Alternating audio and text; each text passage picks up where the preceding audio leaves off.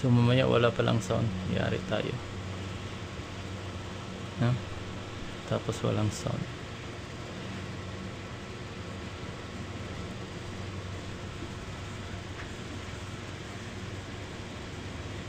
So ayan na mga kabanat, at la-live na natin ito. Nga lang wala pa hindi pa nag-start yung ginawang hearing. Nakalagay please standby lang. Iwan ko lang. So kapag ba kayong alisin ko na lang itong nailak ko muna to. Ito ang comment box para makita din sa gilid, ilagay natin yan. Tapos ilak natin ito para hindi na magalaw-galaw.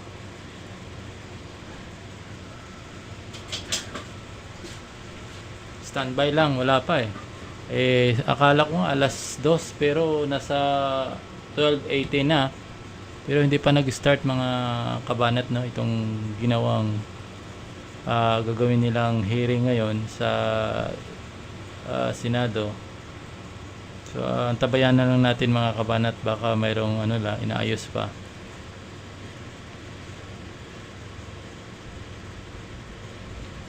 O baka kasi ang iba wala pa, dahil nga alam natin ngayon ay budget hearing din mga kabanat. Baka sabay-sabay lang. Yan. So maglalago na.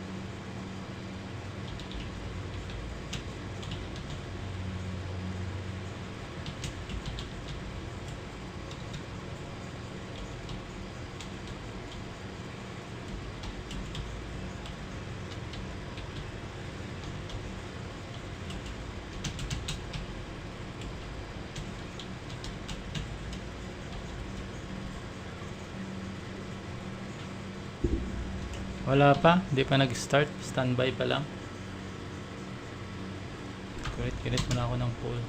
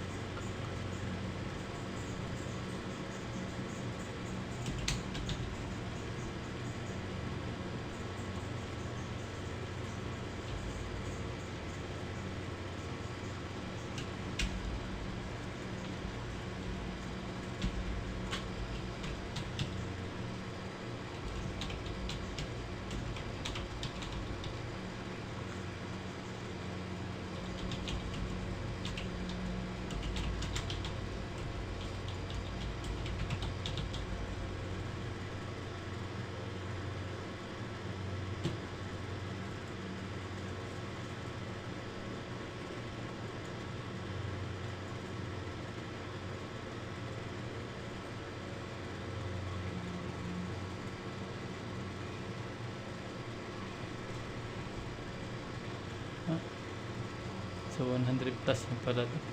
Wala pang tagal.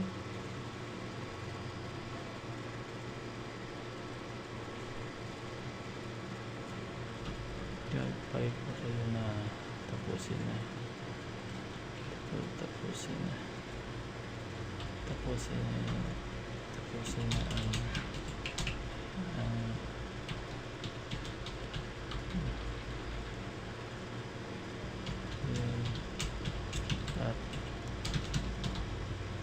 wala akong camera. Ba't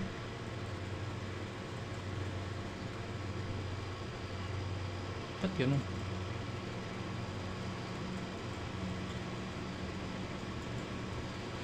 Wala. Wala siya talaga. Ba't yun?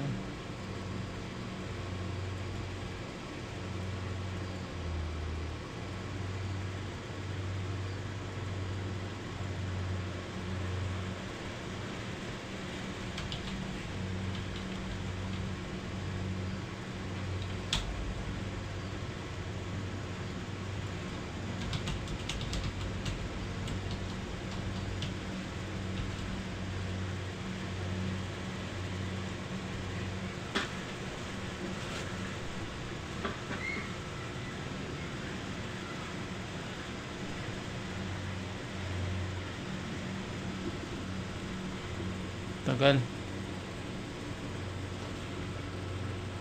Wala akong camera. Kaya I see. Naka-open pala sa kabila ito. Wala.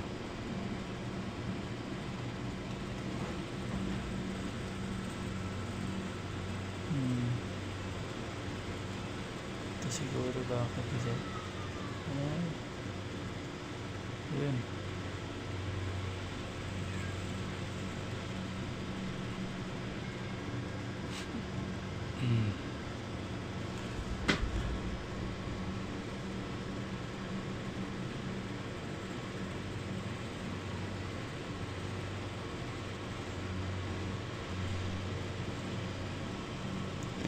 So yan mga kabanat, no, inaantay natin yung mag-start yung hearing sa Senado kasi ano oras na 12:23 na 2:23 na PM pero hindi pa nag-start itong at kahit dito sa Senate ay marami na rin nag-aantay, no, na hindi pa nag-start yung sabi nga nila bakit wala pa.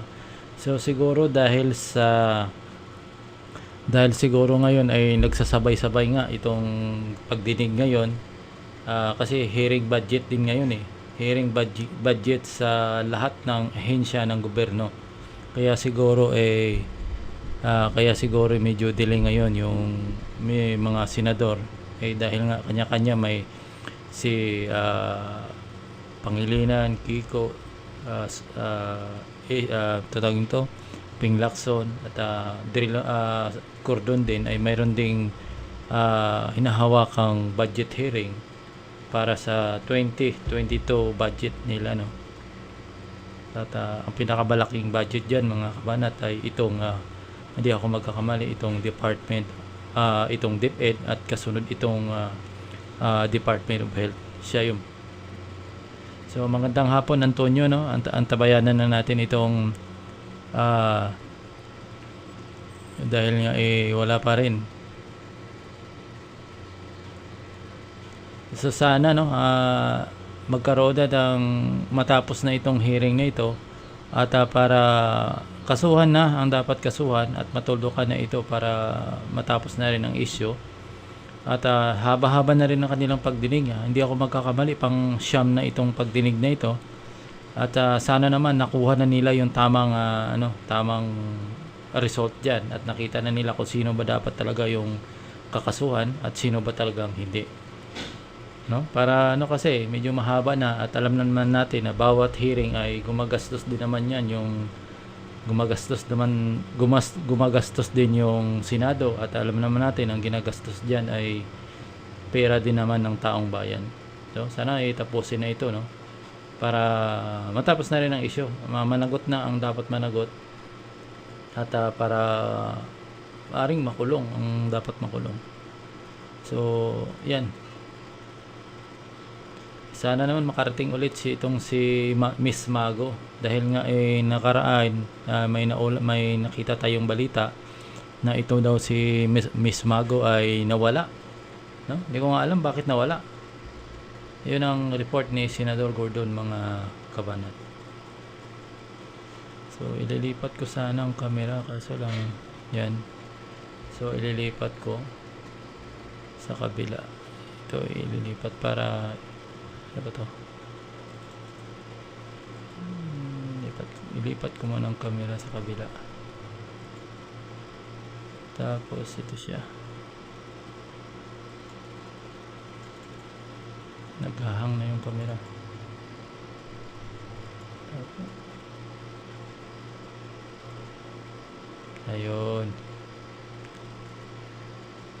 ayun mga kabanat, nilipat ko na para maka-front yun dito, no.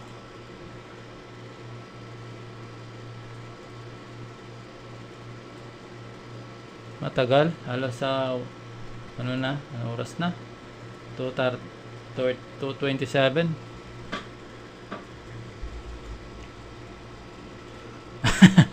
Grabe yung pangarap ni Jimbo Baldado. Daldado nga na dapat makulong ito, kumuha ng advisor. At mahirap talaga yan, Jimbo, ipakulong. Mahirap yan. mahirap. Baka magwala yung mga DDS pagka sasabihin natin ikulong yan. Medyo slight lang tayo, huwag nating bensyonin yan. Kasi pag sinabi natin yan, baka mamaya kukuyogin na naman tayo gaya ng ginawa nila kay Tulfo. Tila nga itong si Tulfo ay medyo masasabi natin bumahag din ng buntot, mga kabanat, no? Dahil nga narinig niya lang yung batikos ng mga DDS at lalo nang nangampanya yung mga DDS na wag nang suportahan siya at mag-unfollow. Ayun, kumambyo itong si Rapi Tulfo at nagdesisyon na hindi na nga siya tatakbo ng pagka-vice presidente at ang dahilan niya ay nirerespeto niya daw si President Duterte, mga kabanat. Okay ba yung audio?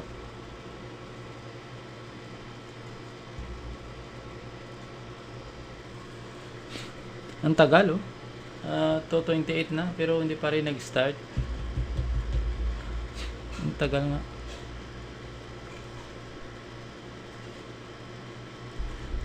Abangan natin araw ng ano ba ngayon? Bukas Friday. Baka Sabado mayroon talk to the people na naman itong si President Duterte. At sana ang hingin natin, sana manood si President Duterte sa bawat hearing. At saka ang hingin natin, dapat tama rin sanang i-report ng mga umatin dito. Hindi yung parang sa tingin ko iba kasing nakakarating kay President Duterte. No? Dapat yung kung anong sinabi dito, yun din sana ibabalita nila doon. Diba? At maaari sana manood si President Duterte. Kaso lang alam ko hindi nila kayang panoorin ito. Dahil baka mangyayari, baka mabasag pa nila yung kanilang cellphone o di kaya laptop. Kung maasar sila, baka ibagsak pa nila. So medyo mahaba-haba na, nasa 12 minutes na tayo na nag-aantay. Kasi akala ko mag-start agad. Kasi sabi 12, 2:30, alas 2 na nakalagay sa pangalan, nakapinos ni Senador Gordon Pero 12:30 na wala pa rin. So aabutin tayo nito ng kasi alam naman natin ganitong pagdinig ay hindi ito matatapos sa loob lamang ng 3 oras. Pinaka mababa ito ay 4-5, di ba? So anong oras na to? Pinaka matapos ito kay mamaya nasa alas 9 o alas 8, mga kabanat. Kung medyo malate yung start ng kanilang hearing.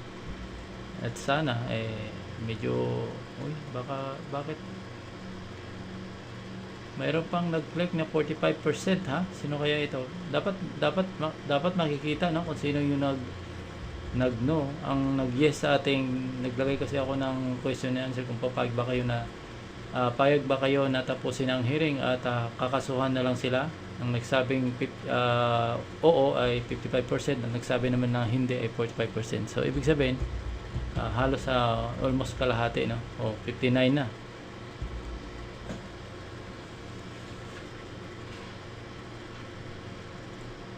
Oo, nagtaka talaga ako doon. Hindi ako maniwala, hindi marunong Ayan na. Ayan na, mga.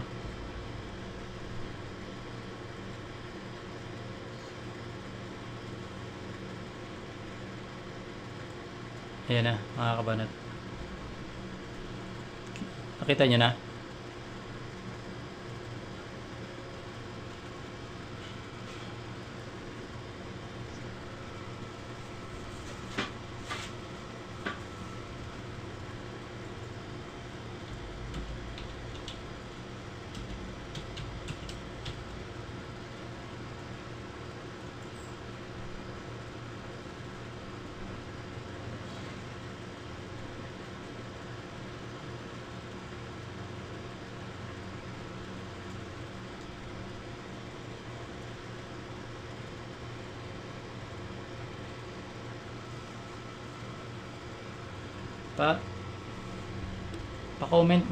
Pa-comment nga sa nanonood, sana kung okay yung audio, walang problema para maayos natin agad.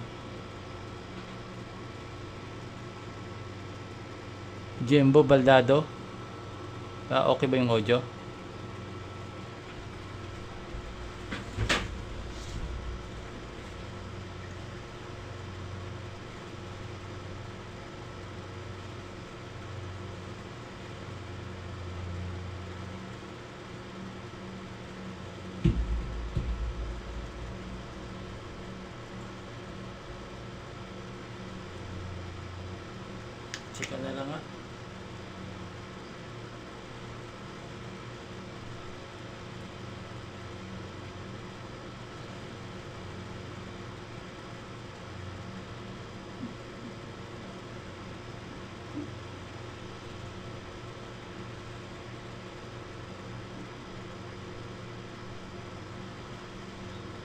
Yes, agree. Agree ako sa'yo, Arnel Pacob. Kasi, wala naman.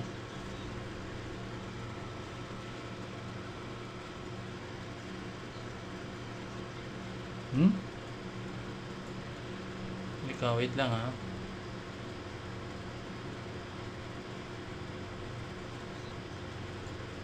Mr. Ryan, where are you? Are you back from Davao or are you still in Davao? I'm still in quarantine, Mr. Chairman. I have yet to finish the Yan, 14 okay na? days quarantine. Comment, Let me okay, commiserate video. with you on your loss of your family members. Is that correct? Yes, Mr. Chairman. Yan, With muna. my How's your father? family. He still has pneumonia, Mr. Chairman. And anybody, I hope nobody died in your family. The mother. My mother passed away, Mr. Chairman. Well, the Blue Ribbon Committee and the Senate commiserates with you in your hour of bereavement. We're sorry. Thank you. Go ahead. Mr. Jolas Brutas, Director of Operations. Present, Mr. Chairman. Good afternoon. Engineer Augusto Ilagan, Chief Inspection Division. Good afternoon, Your Honors, present. Mr. Uh, Dixon, Is he the chief of the inspection division, Dr. Ilagan? Engineer Ilagan, sir. Engineer Ilagan. Okay. Mr. Dixon Panti, Chairperson Bids and Awards Committee 1. Present, Mr. Chairman. Mr. Ian Tangkintik, Present, Your Honor. Mr. George Mendoza, Present, Mr. Chairman. Ms. Noraline Salvador. Present, Mr. Chairman. From the Office of the Ombudsman, Warren Rex Leong, Overall Deputy Present. Ombudsman. From the Commission on Audit, Michael G. Aguinaldo, Chairperson. Present, Mr. Chairman. Good afternoon po. Good afternoon, po. Along with him are Rodora Ugay, Supervising Auditor, Present, Maria Mr. Carmelita Chairman. Enriquez, Slow down, Director Kimbo. Present, I'm Mr. able Chairman. to see that. Who was that? The last one? Carmelita Enriquez, Your Honor. From COA? Yes, Your Honor. Thank you. Go ahead. Yes, sir. Present, Mr. Chairman. Thank you, Carmelita. Thank you. And finally, from COA, Ms. Cheryl Tabangkura. Present, Mr. Chairman. Uh, From the Presidential Management Staff, under Secretary Anderson Law. Good afternoon, Present, Honorable Chairman. Welcome. Thank you, From sir. the Bureau of Customs, Commissioner Ray Leonardo Guerrero. Present, Mr. Chairman. Good afternoon. Good afternoon, sir. From the Bureau of Internal Revenue, Attorney Cesar Dulay. Present, Mr. Chairman. Thank From you. From GPPB, Ms. Rowena Candince Ruiz, Director Good 5. afternoon, Mr. Chairman. From the Philippine Government Electronic Procurement System, PhilJEPS, Rosa Maria Clemente.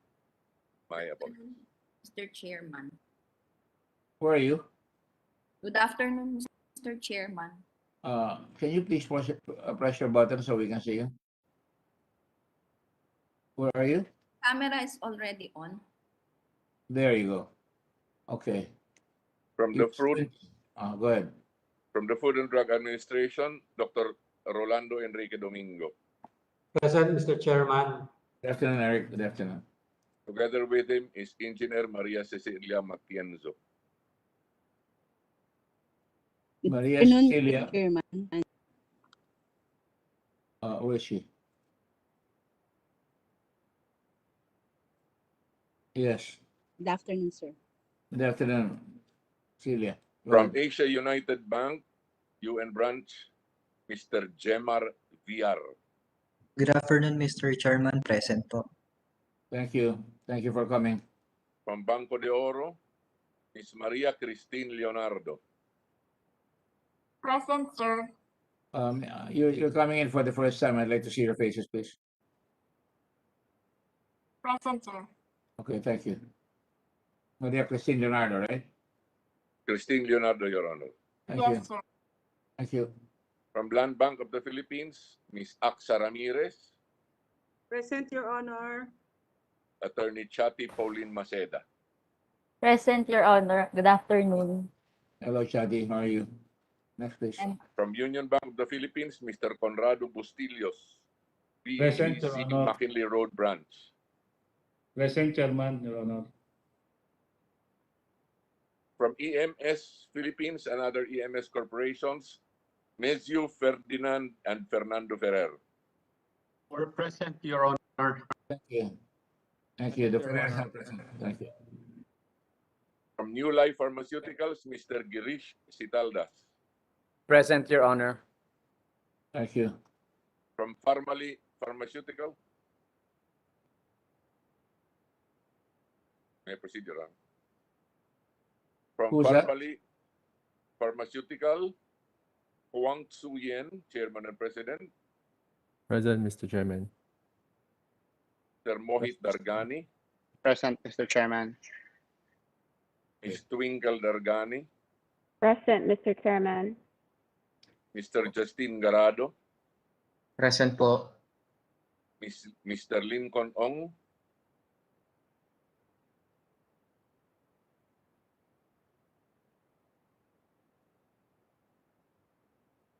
Mr. Lincoln Ong.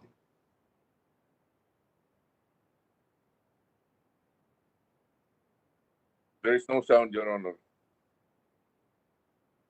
He's under the custody of the Sergeant at Arms, right? Yes, Your Honor. He can be seen on camera, but he cannot be heard.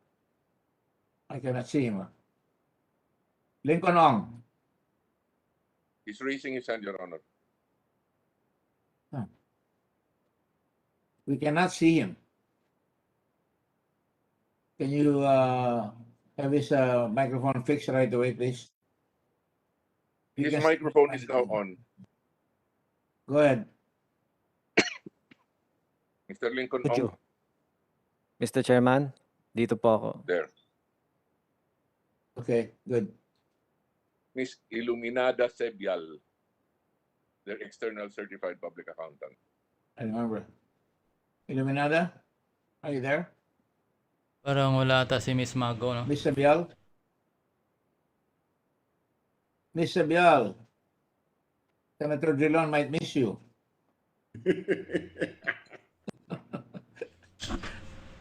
Miss Sabial, please. Didn't I see him earlier? She is marked present, Your Honor. Okay, we'll call her later. Go ahead.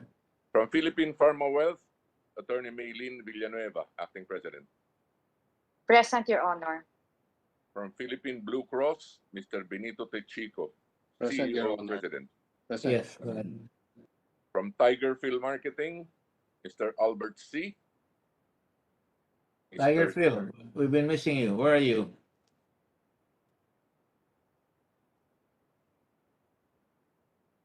I don't know. Albert C. All right, okay. Anybody else? He's usually Mr. accompanied by Stevenson his C. partner. Where is he? Present, Your Honor. Where are Good you? afternoon. Stephen C. Can Yes, you sir. turn on your video, please? Stevenson, turn on your video and what is your position in the company? You're a For director? Director. All right, okay. Are you the brother of Albert again? Albert C. Brother. Brother kayo, magkapatid kayo. Yes po, Thank Your you. Honor. Thank you. Thank you. Good afternoon. Mr. Jin Ke, Director. Good afternoon. Mr. Where are you? Good afternoon, Mr. Chairman. Good afternoon, sir. Thank you. Mr. Brian Santos Ong, Corporate Secretary Treasurer. So Brian Santos Ong, you're cold. Present, Your Honor. Okay, thank you. Attorney Wendell Avisado is present. Present, Mr. Chairman. Good afternoon. Thank you, Wendell. Thank you. Attorney Samuel Welcome. Agpin. Thank you. Present, Mr. Chairman. Good afternoon. Present, Mr. Chairman. Good afternoon. Samuel Dingpin. Dagpin, yes. Yes, that's right. Thank you. Thank you, Sam. Mr. Michael Yang, also known as Yang Hongming. Mr. Chairman. Mr. Michael Young. 22 years ka na din 你好 yata. 你好吗？你好，你好。很好，很好，我不很好。你好，你好，陈立言。哦， 22 you. years na Appreciate. dito mga kabanat Go yan. Pero tingnan Attorney mo, Lloyd Christopher Lau. Hi, Mr. Chairman. Present. Hello. Go ahead. Next. Mr. Alan Raul Catalan. sumbong yan sa Present, Kongreso. Your Honor. Mr. Chair. Sumbong yan, Can I tapos see your kayo. face, please? Son. Okay. Okay. There you are. Okay. Go ahead. Dr. Anthony Tony Liatchon. Present, Mr. Chairman. Anthony the last John, Mr. Chair. you've been appearing all the time. Maybe we'll call you. I don't know what we're going to call you about, but anyway, I will call you eventually. Go ahead. And Next. last but not least, Ms. Lynette Chua. She is our new interpreter for the Blue Ribbon Committee. Lynette Chua. Yes, good afternoon, Lynette. Mr. Chairman. Present. Good afternoon, Mr. Chairman. Lynette, are you from the Ateneo? Yes, from Ateneo, sir. Yes. Are you from the particular college of the Ateneo? Or From the business management. That's my undergrad. Yes. yes. And is there a language feature in the Ateneo now sector? That Yes, we have a Confucius Institute that also teaches Mandarin, but we also have many different languages. okay. we also Try to speak very slowly because you speak with a very soft voice, and we'd like to be okay. able to listen to you carefully. Thank Yes, you. I'll And you're speak slowly. proficient in Thank you. Chinese or Mandarin, right? Yes. Mandarin Mandarin. and Hokkien. Yes, I also speak Hokkien. 小切漂亮。 Very beautiful. Thank you. Thank you. Thank you. Thank you, Your Honor. 谢谢，谢谢。 Chairman, All right. And Mr. Chairman, yes, yes, resources. Senator Velas, yes. Thank you, Mr. Chairman. I don't see Ms. Grisel Grace Mago online. May I just confirm with our Director General, Attorney Kimbo, if she is present or if she is not? Kasi kung hindi po siya present, Mr. Chairman, very concerning po iyon at binibigyang diin yung importansya nung protective custody that the Senate has offered through the chairman and which the Senate President has confirmed he is prepared to extend, Mr. Chairman. Director General, did she indicate that she was going to come here today? There was a press statement made. I have not been able to confirm that press statement. Your Honor, she is not here. She is not present. Ako. So she's still missing. She is not here. Yes, sir. She is busy. And she has neither has she emailed the Blue Ribbon that she was going to attend because our resource persons are requested to email us beforehand so that we can provide them the link. Neither has she emailed us, Your Honor. Well, she did say that she was going to see us after that last meeting, but she did not show up. And now she said she's going to show up and through an email, and you're saying she has not shown up. May I request the Sergeant at Arms to please trace her whereabouts so we can find her because she's a very material witness in this particular case. She's more than just somebody who appears to be a clerk or a very soft-spoken young lady, and we've respected her authority here. But I think she knows a lot more, and she does a lot more for Farmally. So, Director General, will you instruct our OSAA to make sure that we find out where she is, or at least gather her whereabouts? On it, sir. Thank you, Mr. Chairman. Thank you. Senator Pangilinan is recognized. Yes, thank you, Mr. Chairman. Maybe we should ask Mr. Dargani where Ms. Mago is. Perhaps with the permission of the chair. Mohit Pagdinig, you're very close to her. You put her in your corporation as a nominee. And you're always associated with her when witness said that you were visiting as she was also inspecting the warehouse. Mr. Bergani? Mohit?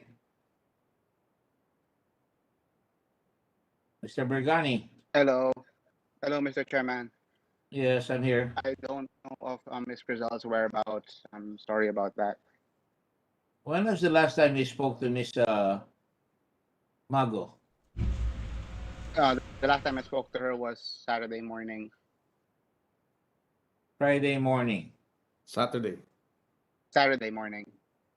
Saturday morning. So that was the day after the hearing. Is that correct? Yes, that's correct, Mr. Chairman. That was the day you were trying to. Yes, Mr. Chairman. You were saying that you were not there. That you did not give her instructions. That she was mistaken. Pardon, Chairman? During that hearing. Pardon, Mr. Anyway, Chairman. we can go Sorry, back I to cannot the hear you. agenda. Well, Mr. Chairman, I cannot hear you. The and- signal's and bad. try not- Sorry, Mr. Chairman. No. Hello? Yes, I can hear you. Can you hear us? Yes, Mr. Chairman, but there's a feedback. There's like a lag that's coming in. There's like a delay. I will try to fix my connection, Mr. Chairman. Please do that. All right. Thank you. Has everybody been declared under oath? Have they been declared under oath? Or are you still going to administer the oath, Director General? I think we have some Yes, Your Honor. folks from the banks. Yes, Your Honor. Those who are here for the first time, kindly raise your right hand. Do you swear or affirm to tell the truth, the whole truth, and nothing but the truth in this proceeding? Yes, Your Honor. Yes, Yes, Your Honor. The record state then that AUB, in the person of, please state your name. I'm Jemar Joseph VR, branch manager of AUB UN Avenue branch po. Has taken its oath. And then the other one from BDO. Maria Christine Leonardo, branch manager of BGC 1 McKinley Place. And from Union Bank, Conrado Bustillos. Is that your name, sir? Conrado Is that your name, Bustillos. sir? Yes, sir. Yes, Your Honor. Conrado Bustillos, branch manager, Union Bank, BGC Mackenzie Road. Would you mind taking off your mask, please, for a brief moment, so I can we can take your picture that you've taken your oath. Please take their picture, Director General. Yes, Your Honor. Christine, would you mind taking your oath just for your mask for just a brief moment? There you go. Thank you. Yes, Your Honor. All right. And you Thank are you. Christine, right? Leonardo, Christine Leonardo, ma'am? Yes, sir. Okay, thank you. You may bring down your hands, please. You consider yourself under oath, and all right. Let me just be very brief and quick. Again, I have to give a summary of the last few hearings, and let me just begin by citing that it appears that there are so many people who are afraid of the truth. Some people lie, some people go away, some people defend, and this is what we have found so far. Some people equivocate, some people try to skirt the questions that are being asked, and rather haltingly or hide behind the mask of confusion when the questions are clear. In the meantime, we go along with our hearing, and this is the 10th hearing practically, and we will go on to Kingdom Come until we go, because we are still practically in the beginning, and we're still on Farmali, and there's a lot more to be dug. Now, recently, based on the Bloomberg's 2021 COVID resilience ranking, the Philippines suffered woefully. We were placed on the last of supposed countries that are trying to solve the problem in terms of resilience. And the ranking of the Philippines was 53% below Vietnam. No, the ranking is 53, and resilience score is 40.2%. So in Asia, we're practically again on the lowest on the floor, and you can see that other countries are trying severely. In terms of people covered by vaccines, we scored 20.1%. In terms of lockdown severity, 75. in terms of flight, which means our airlines are flying or bringing in or flying within the country, it's minus 73.9% negative. And vaccinated travel routes is 139. We don't need statistics to prove how we have found ourselves at the bottom. Kung mag-iikit po tayo ay makikinig sa hinain ng mga tao, madami pong naghihirap sa ating ngayon, pandemya. And I don't have to go to Bloomberg to cite this. Bakit tayo nangungulelat? We are no longer mediocre. Just mediocre. Wala na tayo sa gitna, nasa dulo na tayo kulelat na talunan na. We're already the loser.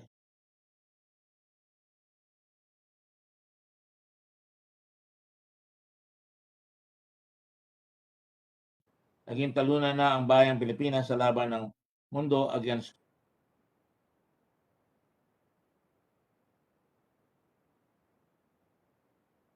and it's just in government debt, ang utang natin rose to 11.6 trillion in August, up to trillion pesos, or 21% from 9.6 trillion in the same month last year. The Treasury says na unemployment ay tumaas sa 8.1% mula sa 6.9% noong July. Milyon-milyon ang walang trabaho, halos 4 na milyon. In the early parts of our hearings, we found that our healthcare workers are not adequately paid despite the provisions of Bayanihan 1 and 2. At yung iba ay talaga nag-aaklas na. There's good news, however. Yesterday, my countrymen, your Senate, and yours truly sponsored a bill together with Senator Angara, the Appropriations Committee, share our bill for the benefits of our public and private healthcare workers to be sure that we can get them paid. And it's already approved in the Senate. I don't know what the status is in the local the House of Representatives. And this will grant COVID-19 benefits and allowances to public and private health workers during the state of public health emergency, providing funds therefore and for other purposes. Ibig sabihin nito, hindi na tayo nag-aalangan na bigyan ng tulong sapagkat pag nasa ospital o nasa clinic o nasa mga delikadong lugar ang ating mga healthcare workers, sila ay makaka-receive ng SRA. At dahil sa napakadelikado nitong variant na nasa himpapawid at kahit na wala ka doon sa COVID ward ay tatamaan ka. At nangangulugan may nangyayari sa mga investigasyon ng Blue Ribbon. That was in aid of legislation, yung batas na yan. Kung natatandaan nyo, yan ang unang tinalakay ng inyong abang lingkod, hindi kaagad yung COA, ngunit inuna natin yung talagang dapat unahin na dapat mabigyan ng katarungan at tulong yung ating mga healthcare workers. At yan, nagampanan na namin, iniintay na lang namin matapos yan. Pero in fairness to Secretary Duque also promised, and I believe that he has been able to gather some funds. Would that be correct, Secretary Duque? I think you're on mute, sir. Now can you hear me, Mr. Chairman? Can you hear me, Mr. Chairman? Yes, yes. Okay. Yeah, that is correct, Mr. Chairman. We've been granted additional funds for our healthcare workers and in particular the SRA. So tuloy-tuloy po ang pag-approve ng ating pong hinihinging pondo para po sa ating mga healthcare workers. Yan po ay sanhi rin sa Blue Ribbon hearings. Hindi ako nagsa-self-congratulate. Pero may nangyayari naman po dito sa hearings namin. Sapagkat sa tulong rin ng COA kay Chairman Aguinaldo ay natulungan si Secretary Duque na seaway clear na pwedeng maghanap ng pondo na pwedeng ibigay doon sa mga na-expose sa ating mga healthcare workers na napakahalaga.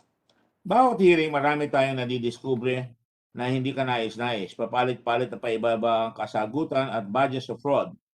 Noong nakaraang hearing, September 24, 2021, ito ang nakita ng dating badges of fraud. Nakita natin na may tampering ng mga certificates ng Pharmally. At nakakalungkot yung sinasabi ng mababang kapulugan na sinasabi, wala naman raw namatay. Hindi naman po dapat sabihin yon sapagkat unang-una meron tayong parliamentary courtesy at unang-una inamin naman ni Grace Mago na talagang nagagancho ang gobyerno. Nang tanungin natin siya, sinagot niya na talagang there was swindling going on and she said, I think so and I believe so. Sabi niya gano'n. And sinabi niya rin sa katanungan ni Senator Pangilinan na ini-instruction na siya ng management palitan yung expiry date from 2020 to 2021. Ang sagot ni Ms. Mago, yes, Mr. Chairman, that is something that I cannot deny. At sinundan ko nga, so you were swindling the government, Ms. Mago. Ang sagot niya, I believe so, Mr. Chairman. Actually, yung you is refers to Farmally because inuutusan ka siya ng kanyang mga kasama doon. Kasama na si Mr. Mohit Dargani. I believe that is the case. Dinagdagan niya pa. Hindi lang isang beses, dalawang beses pa.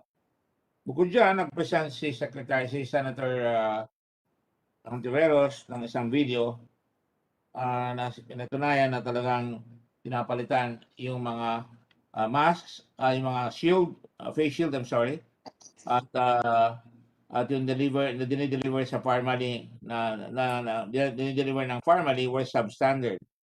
Bukod sa pinapalitan yung expiration date from 2020 to 2021 at pati yung UP na yung face shield niriripak.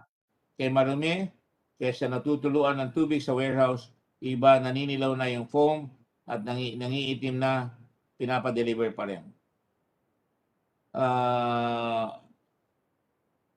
At inadmit rin ni Grace Mago na she gave the order upon instructions of Mr. Mohit Dargani. Nasabi ko na yan. And that she is just an employee, and as an employee, which I respectfully dispute.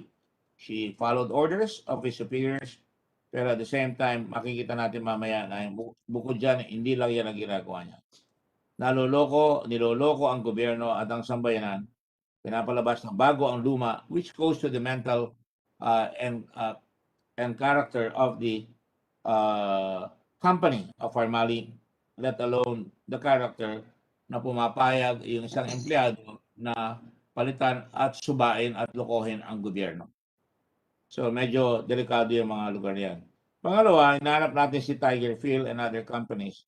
Ang Tiger Phil sales of in 2020 ay makikita natin may tax evasion at nirefer na natin yan sa BIR. Sabi ng Tiger Phil sales in 2020 was 21.5 million, but its audited financial statements only said that its sales for the year was only 3 million. Tiger Philippines said they already filed their amended return just last week. They paid additional tax of 553,886 pesos in their amended return. Hindi ito nangyari kundi dahil sa investigasyon ng Blue Ribbon. Humabol na sila dahil nahuli na sila. However, once the returns are already audited, a taxpayer can no longer file their amended returns. Thus, Tiger Phil is already open for BIR prosecution. Sa ating iimbestigahan ay iniimbestigahan ay hindi nagbabayad ng tamang buwis para makatulong sa pagbayad ng utang o pambili ng bakuna o pambigay ng ayuda. Ang tunay na nahihirapan magbayad ay ang mga ordinary empleyado. Papayag pa kayo na mga naghahari-harian ay napakaliit ang buwis na binabayaran samantalang ang mga ordinaryong empleyado ay halos makalahati na ang sweldo makabayad lang ng tax. Ang ordinaryong empleyado kapag hindi makabayad ng tax ay hahabulin. Pero yung malalaki, samantala yung malalaki ay hindi halos naimbestigahan at ewan ko kung tama yan, pero yun ang perception na ubod ng yaman ay kakarampot ang tax na binabayaran.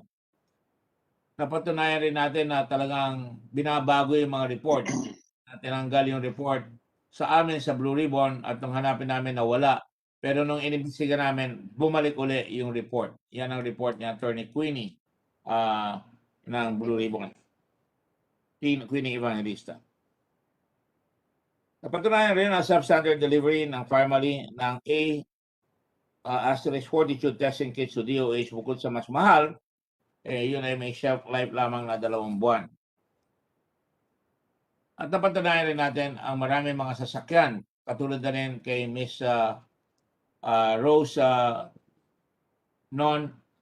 Nonolim. Pangamat maraming naglalabas ang balakid nitong mga nakaraang araw, we at the Blue Ribbon remain unfazed in asking important questions sa likod ng ating COVID-19 response. Ginagawa itong imbestigahan na ito para sa kapakanan ng mga mamamayang hirap na lugmok na habang ang iba dito ay nagpapasasa sa magagarang sasakyan katulad ng mga Lamborghini na binigay na sabi ni Mr. Mohit ay 18 million lang naman po yun. At yung madami pa at mamahaling sasakyan katulad ng mga Porsche at saka nating isang meron si Mr. Lincoln Ong. At bukod dyan may Lexus at may Porsche Carrera si Lincoln Ong. Ewan ko kung nagbabayad ng tax di lamang sa auto, ngunit tama ang binabayad ng income tax because napakamamahalin yan. Sabihin niyan ay nagpapasasa sila sa kinikita nila dito sa ating mga iniimbestiga. At hanggang sa ngayon ay di pa rin masagot ang katanungan, bakit ang Pangulo dinidepensahan ang lahat ng mga nadidiskubreng kasangkot sa mga anomalyang ito? Why does the President have to lower his dignity to go and defend people that he appointed? Nakitang-kita, bakit hindi matanong ng Pangulo si Mr. Lau? Bakit hindi matanong ng Pangulo si Mr. Leong? Mana pa, pin-remote pa sa ombudsman. Bakit hindi matanong ng Pangulo, imbis na iniimbestigahan niya, kung paano nagsinungaling si Mr. Yang?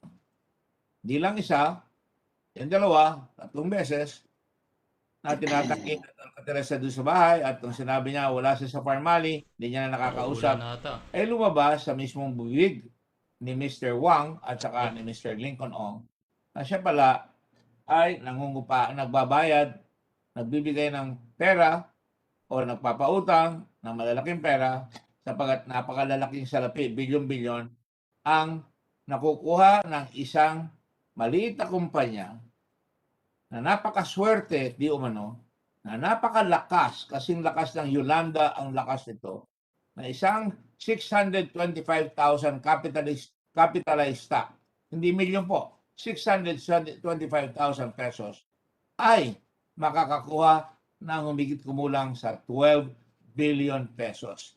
Mr. President, masama yung kayo ang nagpapaliwanag, masama po na kayo ang dumidepensa, at lalong masama po na minumura nyo yung mga nag-iimbestiga, hinaharang nyo ang nag-iimbestiga ang COA, at hinaharang nyo ang nag-iimbestiga mga senador na Blue Ribbon na co-equal branch ng gobyerno.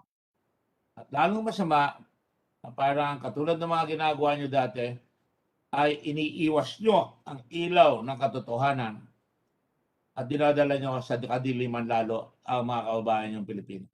Sayang ang popularidad nyo, Mr. President, di umano, na maraming mga nagtotroll para sa inyo. At yan rin ang isang pangamba namin ni Senator Drilon na madiscover namin na 1,497 ang mga contract workers. Ilang taon na po sila, halos isang dekada na. Pero dumami talaga nung panahon ng Duterte administration habang dumami rin ang dami ng mga troll. Nung una ho, natatawa ako pag sila sabi ni Senator Drilon, mga troll, pero naniniwala na rin po ako sa bandang huli. Dahil nakita ko talaga, nakakapagtaka, bakit ang lalaki. Ang nakikita ko lang po, pag may sinabi kami sa Facebook o mga kababayan, pag may sinabi si Risa Ontiveros, may sinabi yung mga nag-iimbestiga rito, sila Mr. Pangilinan, sila Mr. Lacson, sila lahat kami rito, pati si ibang mga senador, ay pinuputakti kami. Saan kaya galing yung mga yan? At nakita ko yung isang investigasyon ng GMA na ang bayaran pala ay kasing laki ng bayaran na binibigay ng PCOO at walang justification dito sa mga troll na ito at madali silang magtanggal sapagkat lahat sila ay mga lumalabas na casual. Malinaw na malinaw po, Mr. President. Nakita ko ito, hindi po ako nagsabi ito. May nagpadala sa akin ng mensahe. When the President runs, and I quote, when the President runs after the investigators rather than the criminals, the President is the criminal. Quote unquote, Mr. President. Hindi po ako nagsabi niyan. Pag hinahabol nyo na yung mga nag-iimbestiga, ang lumalabas, at pinapagtanggol nyo, itong mga lumalabas na kriminal na mga ito, nagabundok, ga-Titanic ang pagnakaw ng pera sa tingin namin, na hindi nila ba ipaliwanag ng hanggang ngayon tumatangging sabihin ni Lincoln Ong kung saan ang galing ang pera. Na pailing-iling, kunyari, ang kanyang muka, sinasabi, pasensya na kayo, hindi ko matandaan. Na sinasabi nila lahat, secret po, Mr. President. Hindi ko po masabi sa inyo, hindi naman intellectual property yan. Unless, sa bansa natin ngayon, pinaprangkisahan na o binalagyan na ng copyright ang mga pagsisinungaling. Hindi po intellectual property yan. Intellectual duplicity yan po. That comes only from mental deviance, from congenital liars. Yan po ang lumalabas sa amin, Mr. President. At pagka kayo rin po pinagtanggol nyo rin, lumalabas pa rin po. I'm not gonna call you a congenital liar, sir. I will just simply call you a defender of the liars. At ang kapatid po ng kasinungalingan, nagsisinungaling ay kapatid na magdanakaw. Pasensya na po kayo. Kasi pati ba naman, yung ibang mga tumutulong na nga sa inyo, sa administrasyon nyo, no, na nagbabakuna, na tumutulong, nagtetest, pati yun ay sisikaran nyo ng walang humpay. Hindi po ako naghihiganti sa inyo. Hindi po ako membro ng Lex Talionis. Na ibig sabihin niyan sa Latin, sa Tagalog, yung fraternity niyo ay, ang tawag diyan ay law of retaliation. Law of retaliation ang ibig sabihin ng fraternity na Lex Talionis. Mata sa mata, ngipin sa ngipin. Kaya lang kung lalabanan ko po lahat, yung mga mata sa mata ninyo, lahat tayo mabubulag. Pero kayo na lang ho ang bulag, huwag na kami. Kapag nakikita namin malinaw na malinaw ang nangyayari dito sa ating bansa.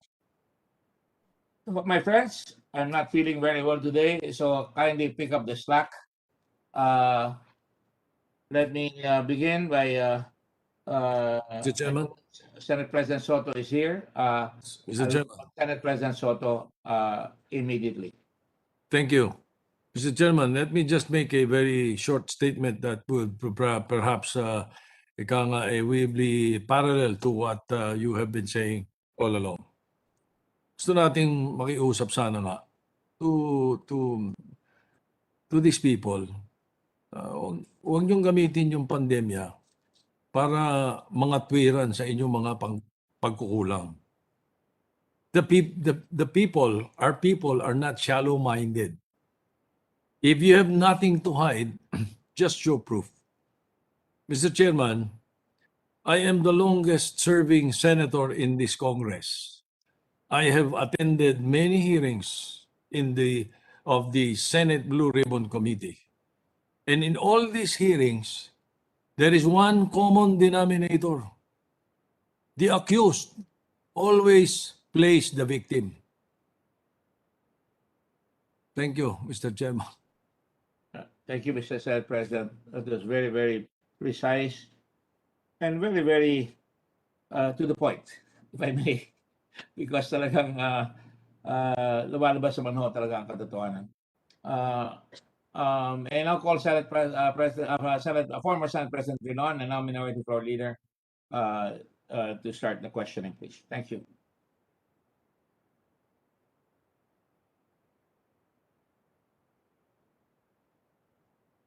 Sir, you're on mute.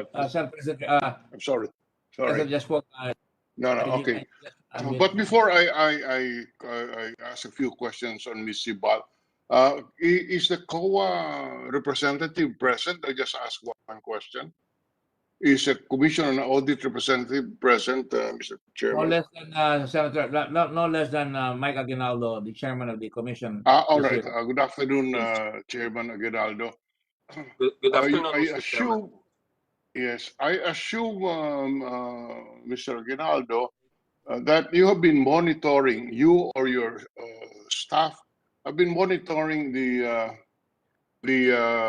proceedings here in an investigation taking place in the Blue Ribbon. I would assume that. And would I be correct in that assumption, Mr. Chairman? Yes, Mr. Chairman. I've actually been present in all the hearings, both in All this right. chamber and in the House. Yes. In at the start of this investigation, you said that there is no finding of overpricing. And I understood that because you just conducted your regular year-end audit, and in fact, you just simply said that there was failure to comply with a number of documents. Now you have monitored all the hearings here. Is there basis now for you to conduct a deeper audit, maybe a special audit on PS-DBM's transactions, insofar as this is concerned? Do you find basis for that? Actually, Mr. Chairman, the special audit has already commenced. There had been a request from us during our budget hearing in the House. We already constituted the team to look at it, but then we've expanded it into a special audit. So you're already conducting a special audit? Yes, that's correct, Mr. Chairman. And I assume your special audit would take into account the documents and testimonies unearthed in this Blue Ribbon investigation. Among others, sir. Mr. Chairman. Among others, of course, yes. Yes. Now, when can we expect the special audit to be finished? Okay. The team was originally given a period of 45 days. But in my estimation, tingin ko hindi nila matatapos yun within that period. But I think it would be reasonable to expect before year-end perhaps baka matapos na po sila. So we eagerly await and hopefully you can help us in unearthing the truth in these transactions. And we will have to await that. If you can have it earlier, baka mas mabuti, so that we can also look at your findings when the committee prepares its report. If that is feasible, Mr. Chairman. We'll do our best, Mr. Chair. I'll talk to the team if we need to expand the number of people involved, because we'd be looking really at all the deliveries, no? Pati yung sa mga hospitals po and all, to verify, at least to remove any doubt kung ano ba talaga, kung if there's any issue with respect to the deliveries. Okay, very good, very good. So we'll just, Mr. Chairman, I suggest that we will just await that report. Now, from the COA. Thank you very much, Chairman Aguinaldo. Let me now go to to Miss Iluminada Sibial, because I want to be illuminated on a number of issues in the financial statements, audited financial statements, Mr. Chairman.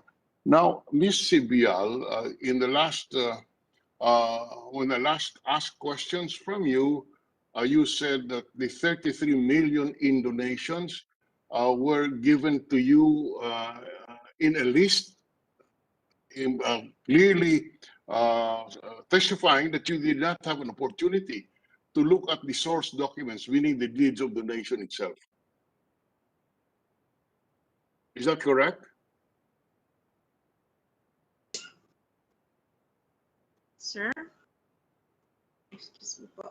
Uulitin ko po, noong last na nagtestigo, na tinanong ko po kayo, ang sabi niyo, ang tinanong ko tungkol yung sa donation na 33 million.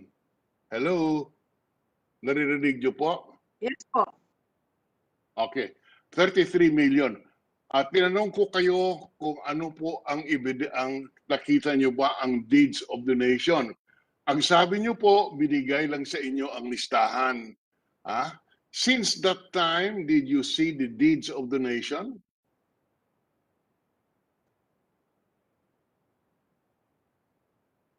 Hindi pa rin.